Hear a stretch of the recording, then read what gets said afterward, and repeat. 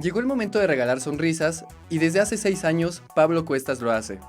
Apoyado por la comunidad de la diversidad sexual, cada año recolecta y entrega juguetes a los niños de escasos recursos y en situación de hospital en distintos puntos de la capital donde los Reyes Magos no llegan.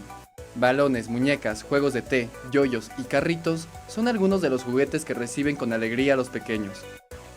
Surge la idea por medio de mi trabajo, por medio de mi personaje y el convocar a la gente de la comunidad gay y gente también heterosexual a que nos pueda ayudar pues para poder juntar sonrisas, que yo les digo sonrisas, ¿no? Juntar juguetes que se convierten en sonrisas para los niños de escasos recursos y en situaciones de hospital. Desde Chalco, Ixtapaluca, Iztapalapa y hasta el Hospital Infantil de la Villa son algunas de las zonas que recorre el también conocido como Paris Elegance, para la entrega de sonrisas, donde largas filas de niños esperan emocionados un regalo en su Día de Reyes. Ellos nada más felices. De repente me dicen, señor, ¿me lo cambia? Señor, ¿me lo cambia? Pero ellos están felices, igual que yo.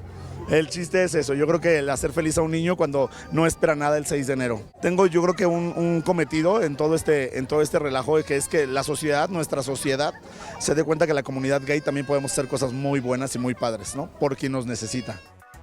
Gracias a su ejército de seguidores que cada noche desde el 25 de diciembre llevaron un juguete a sus shows, se logró que los Reyes Magos regalaran estos juguetes. Los padres se mostraron agradecidos con la comunidad gay.